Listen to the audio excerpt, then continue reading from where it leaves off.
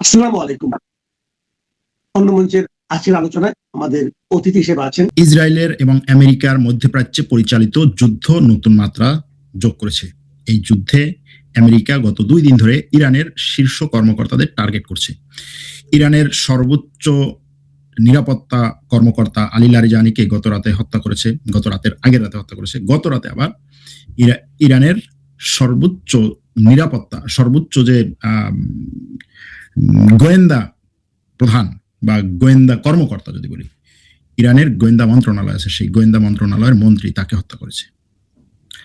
আক্রমণ করে হত্যা করেছে।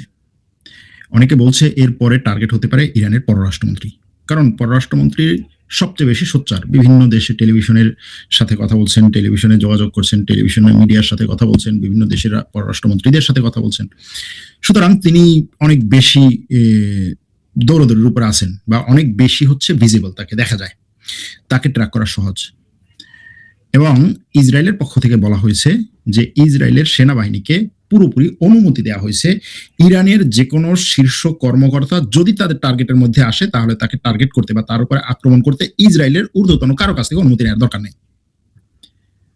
অর্থাৎ ইসরায়েলের কথা হচ্ছে তাদেরকে যেখানে পাবা সেখানেই টার্গেট করবো। এরপর এই জন্য ওই চেইন অফ কমান্ড মেনে, অনুমতি মেনে তারপর কোনো কিছু করার দরকার নেই। এখন এই যে অবস্থা, এই অবস্থায় ইরানের গ্যাস ক্ষেত্র, সবচেয়ে বড় গ্যাস ক্ষেত্র, বিশ্বের সবচেয়ে বড় গ্যাস ক্ষেত্র, শুধুমাত্র ইরানের না, সেই গ্যাস ক্ষেত্রে আক্রমণ করেছে ইসরায়েল।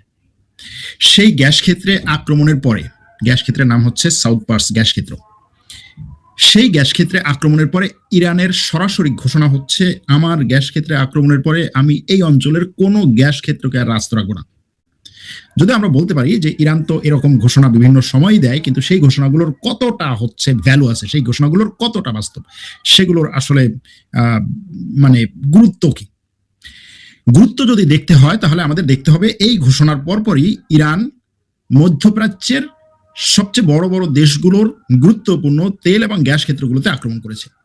সবচেয়ে বেশি আক্রমণ হয়েছে সৌদি আরবে। সৌদি আরবের রাজধানীতে এই মুহূর্তে আক্রমণ চলছে। সৌদি আরবের রাজধানী থেকে আমাদের কাছে বার্তা পাঠিয়েছেন আমাদের অনেক দর্শক শুভাকাঙ্ক্ষী। তারা বলেছেন যে সৌদি আরবের রাজধানীতে ব্যাপক পরিমাণে তাদের হামলার কথা যেভাবে বলছেন তারা, তাতে শুধুমাত্র গণমাধ্যমে যতটুকু এসেছে তার চেয়েও বেশি। এবং তাদের সবার মোবাইলে বার্তা আসছে, বারবার সংকেত আসছে যে আপনারা তাড়াতাড়ি নিরাপদ স্থানে চলে যান, ঘর ছেড়ে বেরিয়ে যান, এবং প্রচুর মানুষজন ঘর ছেড়ে বেরিয়ে যাচ্ছে।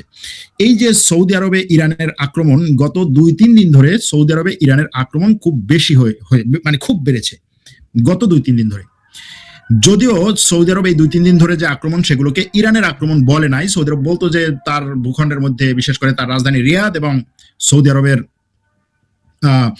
পূর্ব অঞ্চল মানে হচ্ছে উপসাগর, অর্থাৎ ওখানে যে পারস্য উপসাগরের তীরে সৌদি আরবের যে তীরবর্তী অঞ্চল, পুরো অঞ্চলটা, এই অঞ্চলগুলোতে ড্রোন এবং মিসাইলের হামলা হয়েছে গত 2-3 দিন ধরে। প্রত্যেক দিন 50টা, 60টা, 70টা ড্রোন এবং মিসাইলের হামলা হয়েছে, যেটা অন্য সবগুলো দেশ মিলিয়েও এতটা ড্রোন হামলা বা মিসাইল হামলা গত 2-3 দিনে ইরান করে নাই। সৌদি আরব এভাবেই গত 2-3 দিন ধরে টার্গেট করা হয়েছে সৌদি আরবকে। কিন্তু কে টার্গেট করেছে সেটা একটা প্রশ্ন।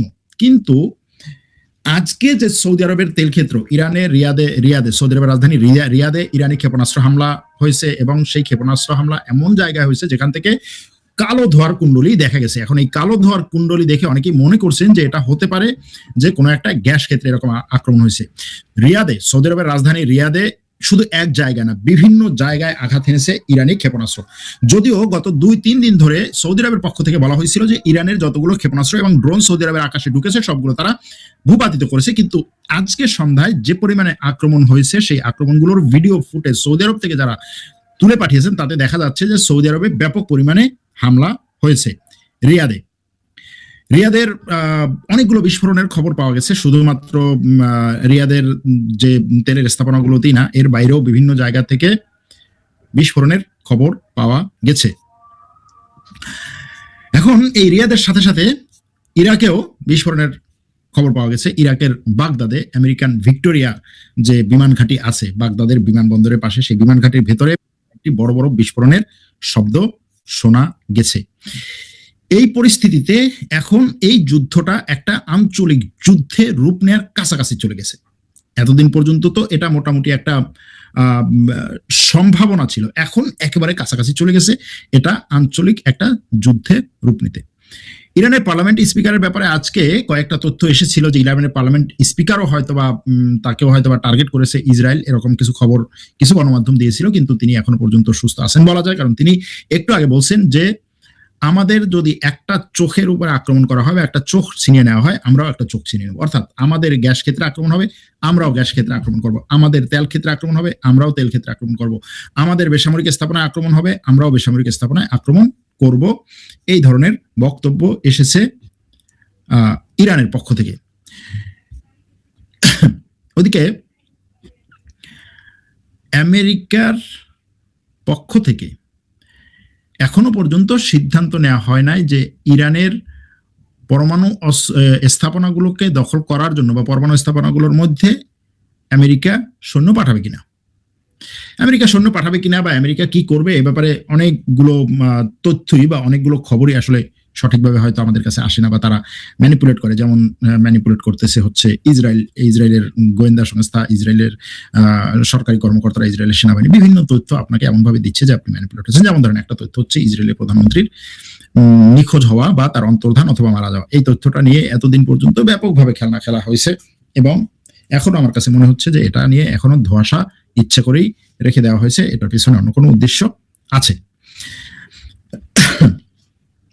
ওদিকে ইরানের সর্বোচ্চ ধর্মীয় নেতা মুজতবা খামেনেই নতুন করে তিনি বার্তা দিয়েছেন এবং সেই বার্তায় তিনি বিশেষ করে ইরানের জাতীয় নিরাপত্তা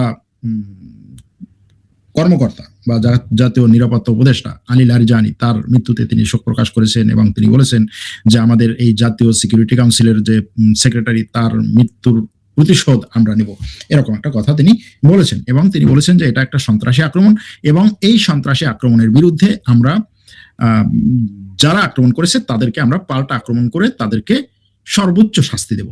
এখন এই যে নেতাদেরকে টার্গেট করে হত্যা করা হচ্ছে, এই পরিস্থিতিতে মুজতবা খামেনেই কোথায়? এতদিন পর্যন্ত প্রশ্ন ছিল ইসরায়েলের প্রধানমন্ত্রী কোথায়, এখন প্রশ্ন হচ্ছে মুজতবা খামেনেই কোথায়? কারণ আমেরিকার প্রেসিডেন্ট বলছে সে হয়তো আহত অবস্থায় আছে অথবা সে কোথায় আছে আমরা জানি না। তার মানে হচ্ছে তারা তাকে খুঁজছে, তাকে যদি পায় তাহলে তাকে টার্গেট করবে, এটা এখন মোটামুটি স্পষ্ট। সে কোথায় আছে? অসুস্থ হলে কতটুকু অসুস্থ, আহত হলে কতটুকু আহত, এমন আহত যে শরীরের কোনো একটা জায়গায় একটু হালকা একটু দাগ টাগ লেগেছে বা হালকা একটু আহত হয়েছে এরকম কিছু, নাকি গুরুতর আহত যে হাঁটাচলা করতে পারছেন এরকম কিছু, নাকি আরো বেশি আহত? তার এই আহত অবস্থার পরে চিকিৎসা কোথায় হচ্ছে? অনেক খবরে বলা হচ্ছে যে মস্কোর পক্ষ থেকে বলা হচ্ছে মস্কোতে না, কিন্তু তারপরেও পশ্চিমা বিভিন্ন পত্রপত্রিকা বলছে যে সে খুব সম্ভবত এখনো মস্কোতে আছে। যদি সে মস্কোতে থাকে, অর্থাৎ এই ব্যক্তি আহত হওয়ার পর যদি মস্কো যায়, রাশিয়া যায়, তাহলে হোক সেটা উচ্চতর চিকিৎসার জন্য, হোক সেটা গুরুতর আহত হয়ে, কিন্তু সেটা তার এই যে এখন পশ্চিমা বিরোধী যে লড়াইয়ে ইরান নেমেছে বা ইরানকে নামানো হয়েছে, ইরানের উপরে পশ্চিমারা যে চাপ সৃষ্টি করেছে, সেই লড়াইয়ে মানসিক এবং মনস্তাত্ত্বিক ভাবে হচ্ছে দুর্বল হবে ইরান। কারণ এইরকম একটা লড়াইয়ে জাতীয় নেতৃত্বের সামনে থাকা দরকার। সামনে বলতে মানে লুকিয়ে থাকবে অবশ্যই, কিন্তু তার এই লুকিয়ে থাকাটা কোনোভাবেই দেশে বাইরে হবে না।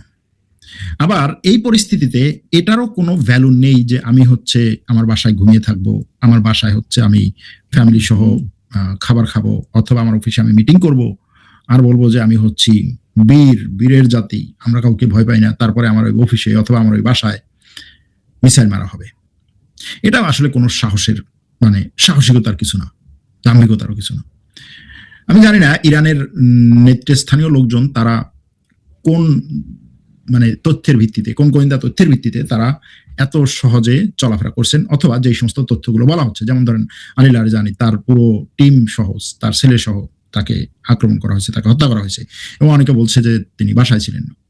কিন্তু যদি এই খবরগুলো সত্য হয়, বাসা অথবা অফিস, তাহলে এটা হবে সবচেয়ে বড় দুর্ভাগ্যজনক ঘটনা। কিন্তু যদি এরকম হয় যে না, তারা আসলেই খুব গোপন এক জায়গায় হচ্ছে ছিলেন, গোপন অবস্থায় ছিলেন, সেই অবস্থায় তাদের উপরে আক্রমণ করা হয়েছে বা সেই অবস্থায় তাদেরকে টার্গেট করা হয়েছে, সেরকম যদি হয় তাহলে হ্যাঁ ঠিক আছে যে এরকম একটা পরিস্থিতিতে তাদেরকে টার্গেট করা হয়েছে এবং ইসরায়েল বা আমেরিকা তাদের সেই তথ্যগুলো জানতে পেরেছে।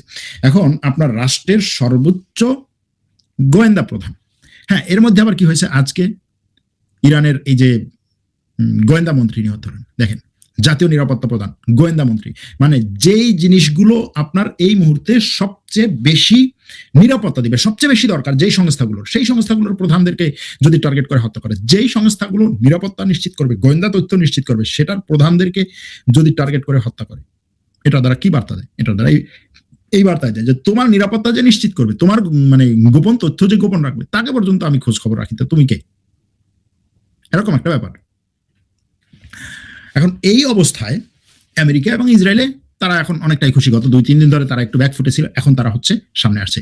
আমেরিকার প্রেসিডেন্ট নতুন করে বলছে যে এই হরমুজ প্রণাল এইগুলো কি, ইরানের যেটুকু বাকি আছে আমি যদি সেটুকু শেষ করে দেই, তাহলে এই ইরানকে যারা সাপোর্ট দেয় তারা কিভাবে মুখ দেখাবে? এটা হচ্ছে আমেরিকার কথা। আবার তার কথা হচ্ছে এই যুদ্ধ যদি আমি এইভাবে শেষ করি, যে হরমুজ প্রণালী এগুলো আমি কোনো ধার দেয় না, সব তছনছ করে দিয়ে যদি আমি শেষ করি, তাহলে যেই সমস্ত দেশ এই হরমুজ প্রণালীর বাহানা দেখিয়ে আমার পাশে দাঁড়ালো না, সেই সমস্ত দেশের কি হবে? এটা হচ্ছে ট্রাম্পের কথা। মানে সে তার হুমকিটাকেও সর্বোচ্চ লেভেলে নিয়ে যাচ্ছে, মিত্রর জন্য এবং শত্রুর জন্য। তার এই যে সর্বোচ্চ লেভেলে তার মানে এইটাকে নিয়ে যাওয়া, এই ঘটনাটাকে বা এই পরিস্থিতিটাকে নিয়ে যাওয়া, এটার মাধ্যমে যুদ্ধে মনস্তাত্ত্বিক চাপ অথবা সাইকোলজিক্যাল প্রেশার বাড়াতে চাচ্ছে আমেরিকা এবং ইসরায়েল। এবারে ইরান আজ রাতে, ইরানের কথা হচ্ছে আমি আজ রাতে বা মানে এই যে 2 দিন ধরে তার যে উচ্চ পদস্থ নেতাদেরকে বা শীর্ষ কর্মকর্তাদেরকে হত্যা করা হচ্ছে, এই হত্যার প্রতিশোধ সে নিবে। গোয়েন্দা মন্ত্রীকে হত্যা, নিরাপত্তা প্রধানকে হত্যা, তারপরে হচ্ছে তার স্পেশাল ফোর্সের প্রধানকে হত্যা, নিরাপত্তা উপপ্রধানকে হত্যা, এই সবগুলোর সে প্রতিশোধ নিবে। ভালো কথা। কিভাবে নিবে? তার ক্লাস্টার মিসাইল সে নিক্ষেপ করবে। কোথায় কোথায় নিক্ষেপ করবে? ইসরায়েলে নিক্ষেপ করবে এবং আমেরিকার এই অঞ্চলে যতগুলো তেল ক্ষেত্র আছে, মানে সে তেল ক্ষেত্রের ক্ষেত্রে বলেছে যে গ্যাস এবং তেলের যেই সমস্ত ক্ষেত্রের সাথে আমেরিকার লিঙ্ক আছে।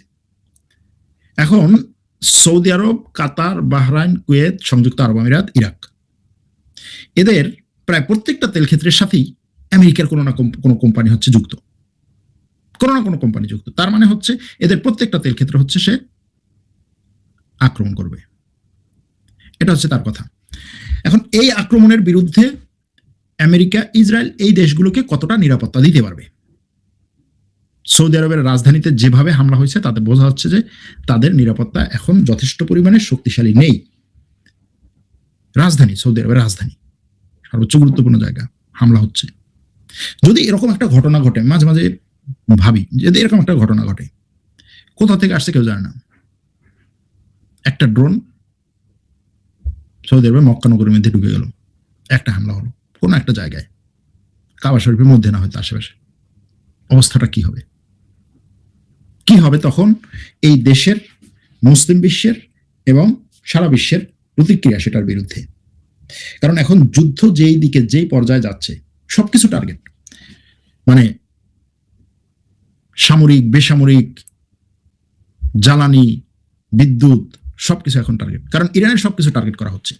দেখেন ইরানের যেই তেল ক্ষেত্রকে টার্গেট করা হয়েছে, আমি সেটাকে যদি আপনাদেরকে একটু এভাবে দেখাই, সেখানে একটা ইন্টারেস্টিং জিনিস আছে, সেই তেল ক্ষেত্রেরও সিরিয়াসলি একটা ইন্টারেস্টিং জিনিস আছে, যেটাকে আমি সামনে নিয়ে আসবো আপনাদের জন্য। হ্যাঁ, জাস্ট হচ্ছে শুরুতে তেল ক্ষেত্রটাকে একটু আপনাদের বোঝানোর জন্য আমি কয়েকটা ম্যাপ দেখাবো এখান থেকে,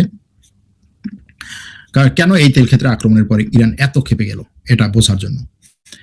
এখানে হচ্ছে আজকে যে দুটো জায়গায় সবচেয়ে বেশি আক্রমণ হচ্ছে, দুটো জায়গার মধ্যে একটা হচ্ছে সাউথ পার্স গ্যাস ফিল্ড, এই সাউথ পার্স গ্যাস ফিল্ড, আর একটা হচ্ছে আসালওয়ে গ্যাস কমপ্লেক্স। এই দুটাতে আক্রমণ হয়েছে। দেখেন সাউথ পার্স গ্যাস ফিল্ড হচ্ছে উপসাগরের মধ্যে, পারস্য উপসাগরের মধ্যে কাতারের কাছাকাছি একটা জায়গায়। এটাই হচ্ছে ইন্টারেস্টিং জিনিস, কাতারের কাছাকাছি, এটা মনে রাখবেন। দেখেন এই ম্যাপটাতে হচ্ছে ডান পাশে সাউথ পার্স গ্যাস ফিল্ড, পানির নিচে, মাটির নিচে জায়গাটা দেখাচ্ছি আমরা। ইরানের পতাকা ডান দিকে, এখানে ইরানের এই গ্যাস উত্তোলনের যে কি বলে ফ্যাসিলিটিস সেটা, আর বাম দিকে হচ্ছে কাতারের নর্থ ফিল্ড। এই কাতারের নর্থ ফিল্ডের গ্যাস উত্তোলনের হচ্ছে এই বাম দিকে। এখন আপনি যদি পানির নিচে এবং মাটির নিচে যেইখানে মূলত এই গ্যাস পাওয়া যাচ্ছে যেই লেভেলে, সেই লেভেলে যদি যান তাহলে দেখবেন যে আসলে এখানে মূলত হচ্ছে একটা গ্যাস ক্ষেত্র, মানে একটা কূপ, একটা জায়গাতে গ্যাস দুজনে দুই দিক থেকে টানতেছে। ইরান একদিক থেকে টানতেছে আর কাতার আরেক দিক থেকে টানতেছে। দুজনেই বলতেছে যে আমার ফিল্ড। এর কারণ কি? কারণ হচ্ছে এই ফিল্ডের মাঝখান থেকে দুই দেশের সমুদ্র সীমা। এখন কাতার বলছে যে ইরান যেই পর্যায়ে এসে, যেখানে এসে এই কি বলে এই গ্যাস উত্তোলনের জন্য তার সব ফ্যাসিলিটিজ এখানে বসিয়েছে, এটা আসলে ইরানের এ জায়গায় আসার কোনো সুযোগ নাই, অধিকার নাই। এটা নিয়ে বহু বছর ধরে কাতার এবং ইরানের মধ্যে ব্যাপক পরিমাণে হচ্ছে কি বলে তর্ক বিতর্ক আছে। তো আমেরিকা আক্রমণ করেছে কোথায়? এই গ্যাস ফিল্ডের ইরানের অংশে, এবং ইরানের এই জায়গাতে হচ্ছে এখান থেকে ইরান তার সবচেয়ে বেশি গ্যাস বিক্রি করে এই জায়গাটাতে, এবং এখান থেকে কি পরিমাণ গ্যাস সারা বিশ্বে বিক্রি হয় সেটা বোঝার জন্য আপনাদেরকে এটা দেখতে হবে। বিশ্বের সবচেয়ে বড় গ্যাস ফিল্ড হচ্ছে এই সাউথ পার্স আর নর্থ ফিল্ড। এটা আসলে দুটো তো না, আসলে তো একটা গ্যাস ফিল্ড দুই ভাগে ভাগ হয়ে গেছে, কাতারের আর ইরানের। এখন এখানে যদি আমরা দেখি এই গ্যাস ফিল্ড থেকে, এই যে সাউথ পার্স গ্যাস ফিল্ড থেকে ইরান যত গ্যাস উত্তোলন করে বা যত গ্যাস সে বিক্রি করে বা যত গ্যাস সে উৎপাদন করে, সেটার প্রায় 80% শুধুমাত্র এই একটা গ্যাস ফিল্ড থেকে। এত বড় গ্যাস ফিল্ড, এবং ইরানের জন্য এটা এত বড় একটা জায়গা। এর আগে আমরা জানি খার্ক দ্বীপে আক্রমণ করেছিল আমেরিকা। সেই খার্ক দ্বীপটা কি জন্য বিখ্যাত ছিল? ইরানের তেলের 90% রপ্তানি হতো এই খার্ক দ্বীপ থেকে। তাহলে এই যে ইরানের পারস্য উপসাগর এবং এই পারস্য উপসাগরে তার যে গ্যাস এবং তেলের ক্ষেত্রগুলো, সেগুলোর মধ্যে দুটো গুরুত্বপূর্ণ জায়গা হচ্ছে, একটা হচ্ছে খার্ক দ্বীপ আর একটা হচ্ছে সাউথ পার্স। এই দুটোতেই আক্রমণ হয়েছে। আর তৃতীয় এই অঞ্চলের আরেকটা গুরুত্বপূর্ণ জায়গা কি? হরমুজ প্রণালী, যেটার মাধ্যমে বিশ্বের 20% গ্যাস, এই 20% তেল সাপ্লাই হয়। এই তিনটা জিনিস নিয়ে এখন আমেরিকা নতুন পরিকল্পনা সাজাচ্ছে, এবং তার নতুন পরিকল্পনার অংশ হচ্ছে কি, যে আগে ইরানের তেল গ্যাসের যে সাপ্লাই বা তেল গ্যাসের যে মূল কলিজা, সেখানে আঘাত করব। এবং এখন সেটাই মনে হচ্ছে যে সেখানে তারা আঘাত করতে যাচ্ছে। একই সাথে ইসরায়েল ইরানের শীর্ষ নেতাদেরকে আঘাত করছে, শীর্ষ নেতাদের উপরে আক্রমণ করছে। এর মানে এটা যে এই যুদ্ধ খুব সহজে শেষ হওয়ার নয়, খুব সহজে তারা শেষ করতে চাইছে না। এই যুদ্ধে তারা শেষ পর্যন্ত যেতে চাইছে। অর্থাৎ যখন ইরানকে এরকম দুর্বল পরিস্থিতিতে পাচ্ছি, ইসরায়েলের কথা যেটা, এই জায়গা থেকে আর পিছপা হওয়ার কোনো সুযোগ নাই। এই জায়গা থেকে পিছপা হওয়া মানে হচ্ছে ইরানের কাছে হেরে যাওয়া। এই জায়গা থেকে পিছপা হওয়ার মানে হচ্ছে ইরানকে আবার নতুন করে শক্তিশালী হওয়ার সুযোগ দেয়া। এজন্য এই জায়গাতে এসে আমরা দেখি যে আমেরিকা এবং ইসরায়েল নতুন নতুন টার্গেটগুলো নিয়ে আগাচ্ছে, নতুন নতুন। এবারে কি করছে? গ্যাস এবং তেল ক্ষেত্র। এরপরে দেখা যাবে আরো এই ধরনের স্ট্র্যাটেজিক যে জিনিসগুলো বাকি থাকবে সেগুলোর উপরে আক্রমণ করবে। আর ট্রাম্পের যে প্রথম কথা ছিল যে আমি খার্ক দ্বীপে আক্রমণ করেছি, কিন্তু সেই খার্ক দ্বীপে আমি শুধুমাত্র সামরিক স্থাপনায় আক্রমণ করেছি, সেখানে কোনো ধরনের তেলের স্থাপনায় আক্রমণ করিনি। কারণ হচ্ছে আমার একটা টার্গেট আছে, তার যে মানে বক্তব্য তাতে বোঝা যায় তাদের একটা টার্গেট আছে যে অন্তত এই দ্বীপটাকে যদি আমরা দখলে নিতে পারি কিছু সৈন্য পাঠিয়ে, 2-4 হাজার সৈন্য পাঠিয়ে, তাহলে অন্তত এই দ্বীপ থেকে আমরা তেল সাপ্লাই দিতে পারবো, আমাদের মন মতো তেল সাপ্লাই দিতে। কিন্তু সেখানেও দেখা যাচ্ছে যে ওই দ্বীপে আমেরিকার সৈন্যরা যাওয়ার পরে ওই দ্বীপে তাদের নিরাপত্তা নিশ্চিত করা অনেক কঠিন, কারণ দ্বীপটা ইরানের এত কাছে যে সেখানে ইরানের পক্ষ থেকে বিভিন্ন ধরনের হামলা চালানো সহজ। খার্ক দ্বীপের কথা বলছি, এখানে লাল বা গাঢ় পিঙ্ক কালারের যেটা দেখা যাচ্ছে, এই খার্ক দ্বীপে তারা এখন নতুন করে চিন্তা করছে যে না, আচ্ছা ঠিক আছে, তাহলে আমরা পুরো তেলের সিস্টেমটাকে ধ্বংস, দরকার নেই আমরা ইরানের তেল। এটা হচ্ছে এখন ট্রাম্পের কথা। ট্রাম্প ওটাই তো বলছে যে কিসের এই তথাকথিত হরমুজ প্রণালী আমার দরকার নেই, যারা ইরানের কাছ থেকে তেল নেয় তারা বুঝবে। এই হুমকি ট্রাম্প দিয়েছে। মানে এটাকে যদি আমি এখন ব্রেকিং নিউজের মতো করে, সহজ নিউজের মতো করে বলি, তাহলে ট্রাম্প হুমকি দিয়েছে যে ইরানের যেই সমস্ত তেল ক্ষেত্র আছে যেখান থেকে আন্তর্জাতিক বাজারে তেল সাপ্লাই হয় বা আন্তর্জাতিক বড় বড় দেশগুলো তেল নেয়, সেই তেল ক্ষেত্রগুলোকে বা সেই তেল সাপ্লাইয়ের পুরো সিস্টেমকে ধ্বংস করে দিতে চাইছে। কারণ ট্রাম্পের কথা হচ্ছে আমি খাবো না, তাহলে তোমাকেও খেতে দেবো না, দরকার নেই, তুমি আসতেছো না, এই আমি এইখানে হরমুজ প্রণালী মুক্ত করে রাখতে চাইছি, তোমাকে ডাকলাম, তুমি আসলা না, ওকে ঠিক আছে। তোমাকে ইরান হরমুজ প্রণালী দিয়ে জাহাজ যেতে দিবে, ওকে ঠিক আছে। তোমার জাহাজ যেখান থেকে যাবে সেই জায়গাটাকে আমি ধ্বংস করে দেবো। জাহাজ যেখান থেকে তেল নিবে, যেই পাইপলাইন দিয়ে তেল নিবে, সেই পাইপলাইন আমি ধ্বংস করে দেবো, তুমি কিভাবে নিবা? এখন তারা সেই স্ট্র্যাটেজি নিয়ে আগাচ্ছে। এবং এই স্ট্র্যাটেজির বিরুদ্ধে ইরানের কথা হচ্ছে কি, আমি ধ্বংস হয়ে যাবো আর তুমি ওখানে বসে বসে হচ্ছে ইয়া হাবিবি কাম টু দুবাই বলবা, এটার কোনো সুযোগ নেই। আমিও এই অঞ্চলে এখন যতগুলো তেল গ্যাস ক্ষেত্র আছে সেগুলোতে আক্রমণ করব। কিন্তু এখানে একটা পার্থক্য আছে। পার্থক্যটা হচ্ছে ইরানের আক্রমণে যতটা ক্ষতি না হয় তার চেয়ে অনেক অনেক গুণ বেশি ক্ষতি হয় আমেরিকা এবং ইসরায়েলের আক্রমণে। এটা আমরা সব জায়গায় দেখেছি। যেমন ধরুন আজকে ইরান আক্রমণ করেছে হচ্ছে ইসরায়েলের রাজধানীতে আজকে ইরান খুব সিরিয়াস ধরনের আক্রমণ করেছে এবং সেই আক্রমণে ইসরায়েলের রাজধানীর বিভিন্ন জায়গায় হচ্ছে বিস্ফোরণ হয়েছে এবং আঘাত এনেছে। কিন্তু সেই আঘাতের পরে ক্ষতির যে পরিমাণ, সেই পরিমাণ কিন্তু ইসরায়েল আমেরিকার একটা বোমার যে ক্ষতির পরিমাণ তার কাছাকাছিও না। এটা হচ্ছে রিয়ালিটি।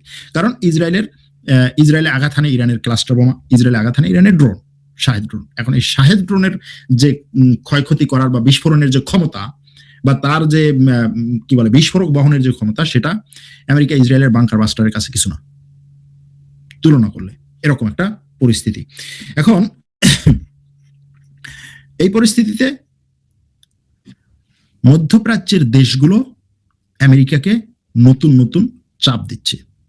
সৌদি আরব বলছে আমেরিকাকে যে ভাই ইরানকে তুমি শেষ করে দাও।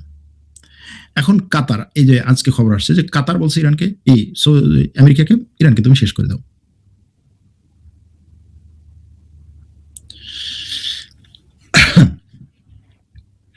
ইসরায়েল সাউথ পার্সে আক্রমণ করেছে, কাতার এটার নিন্দা জানিয়েছে।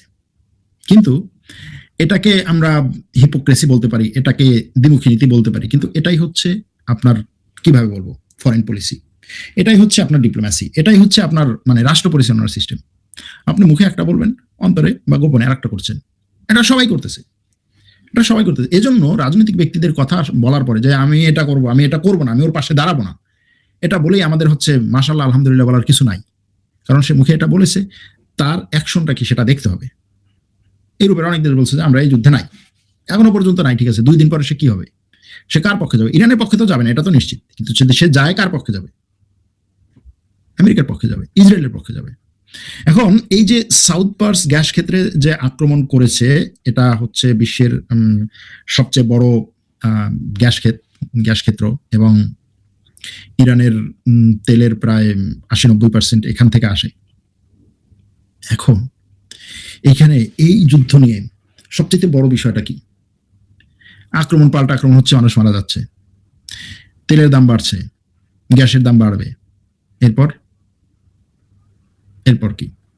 দেখুন আজকে এই যে মধ্যপ্রাচ্যের যেই সমস্ত দেশে ইরান আক্রমণ করতেছে, আমি ইরানের পক্ষ নেওয়ার কারণে ঠিক আছে যা ভাই মার, মধ্যপ্রাচ্যের দেশগুলোকে ধূলিসাৎ করে দেয়। কেন? কারণ হচ্ছে মধ্যপ্রাচ্যের দেশগুলো ইরানের উপরে এই যুদ্ধটাকে চালিয়ে দিয়েছে। বাস্তব সত্য কথা। আপনার মধ্যপ্রাচ্যে হাজার হাজার লোক আছে। যেমন ধরেন ইরানের রাজধানীতে আমার খুব ঘনিষ্ঠ একটা বন্ধু আন্তর্জাতিক একটা সংস্থায় কাজ করতো। আমারও মানে সেখানে একটা সেমিনার দেওয়ার কথা ছিল। এই যুদ্ধ না লাগলে হয়তো বা ঈদের পরে আমি ইরানে থাকতাম কোন একটা সেমিনারের জন্য। সে ইরানে কেন গিয়েছে? তার কাজের জন্য। ইরানের রাজধানীতে যখন আক্রমণ হলো, টাস করে হচ্ছে ইরানে ইন্টারনেট বন্ধ। এমনিতেই ইরানে ইন্টারনেটে ঝামেলা। তার সাথে যখন কথা হতো তখনই যে ভাই ইরানে ইন্টারনেটে সমস্যা। আপনি কোনো একটা এম্বাসিতে যাচ্ছেন, ওই এম্বাসিতে হয়তো ভাগ্য ভালো হলে ওই সময় ইন্টারনেট আপনি পাবেন, ইন্টারনেট ব্যবহার করবেন। আর যদি ভাগ্য খারাপ হয় 2 ঘন্টা আপনার অপেক্ষা করতে হবে। আমি বললাম যে ভাই ক্যাফেতে যাও। বলে আমার বাসায় ইন্টারনেটের সমস্যা। আমি বললাম ক্যাফেতে যাও। বলে তুমি কি এটা তুর্কি মনে করছো যে ক্যাফেতে গেলে আমার ক্যাফেতে গেলে ইন্টারনেট পেলাম? বিষয়টা এরকম না। বলে এখানে ইলেকট্রিসিটির মতো ইন্টারনেট যাওয়া আসা করে একটা নির্দিষ্ট সময়। যাই হোক, তো যখন ইরানে এরকম আক্রমণ হলো, আক্রমণের পরে তার সাথে যোগাযোগ করলাম, যোগাযোগ করার কোনো সুযোগ নাই, যোগাযোগ হচ্ছে না।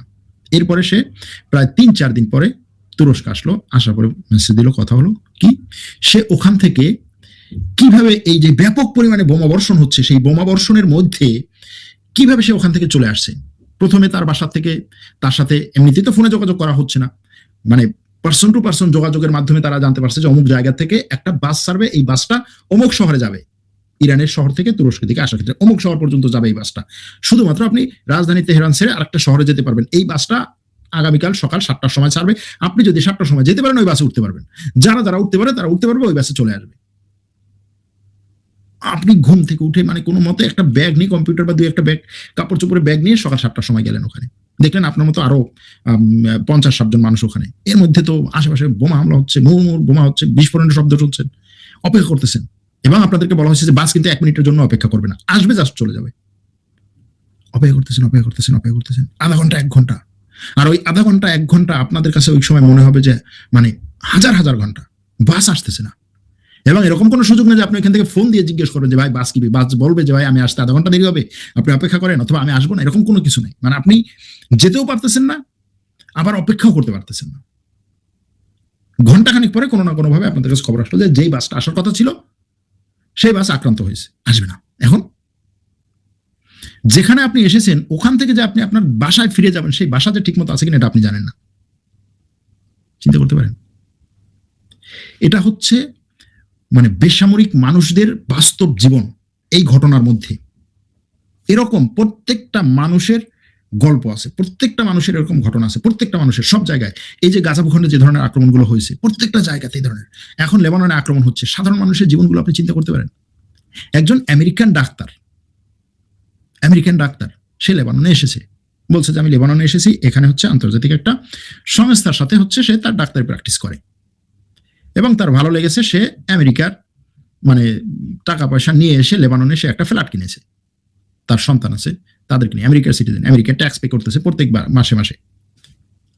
তার কথা যে আমি যেই ট্যাক্স পে করলাম সেই ট্যাক্স দিয়ে আমেরিকার সরকার অস্ত্র বানিয়ে এই লেবাননে আমার ঘরে বোমা মেরে আমার ঘরটাকে শেষ করে দিল। আমার এখন কিচ্ছু নাই, আমার যতটুকু টাকা পয়সা যা ছিল এগুলো দিয়ে আমি এটা করলাম, আমার এখন কিচ্ছু নেই। আমি কি দোষ করলাম? এরকম লক্ষ না হলো হাজার মানুষ আছে যাদের প্রশ্ন আমি কি দোষ করলাম। দুবাইতে যে বাংলাদেশি নিহত হলো, কি দোষ করেছে সে? যুদ্ধ এরকমই একটা জিনিস। যারা যুদ্ধ করছে তারা বেঁচে থেকে তাদের স্বার্থের জন্য যুদ্ধ করছে, কিন্তু যেই মানুষটির গায়ের উপরে বোমাটা পড়ছে, না এরা ওই মানুষটাকে চিনে, না ও এদেরকে চিনে, না এদের সাথে ওর কোনো স্বার্থ ছিল, না ওদের সাথে এদের কোনো স্বার্থ ছিল।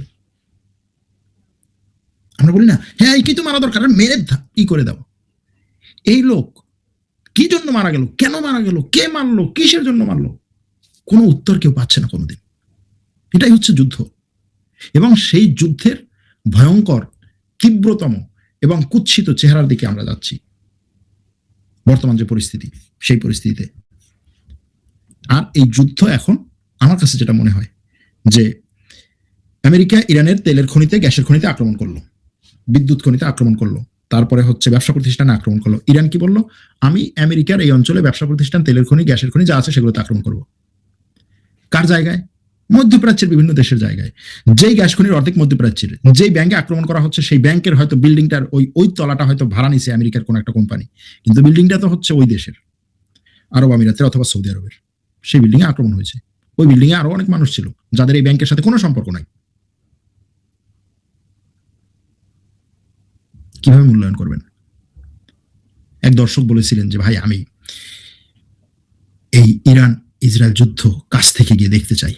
তখন আমি একটু মানে মন খারাপ করে একটু বলেছিলাম যে আপনি যান দেখি। তখন অনেক দর্শক বলছেন ভাই এইরকম ভাবে আপনার বলা উচিত হয়নি। ভাই যুদ্ধ এত বিভৎস একটা জিনিস, আমরা এই যুদ্ধের তালে মাতাল হয়ে উঠছি, উন্মাদ হয়ে গেছি, দেখবো কে কাকে কতটা মারে। ভালো কথা, ইসরায়েলের উপরে, আমেরিকার উপরে সারা বিশ্বের মানবতাকামী মানুষদের বিশাল একটা ক্ষোভ আছে এবং সেই ক্ষোভ কি বলে ক্ষোভের বহিঃপ্রকাশ হিসেবে যেই এদের বিরুদ্ধে দাঁড়াক তার পক্ষে এই মানবতাকামী মানুষগুলো দাঁড়ায়, সাপোর্ট দেয়। কিন্তু এই বাস্তবতাগুলো চিন্তা করেন,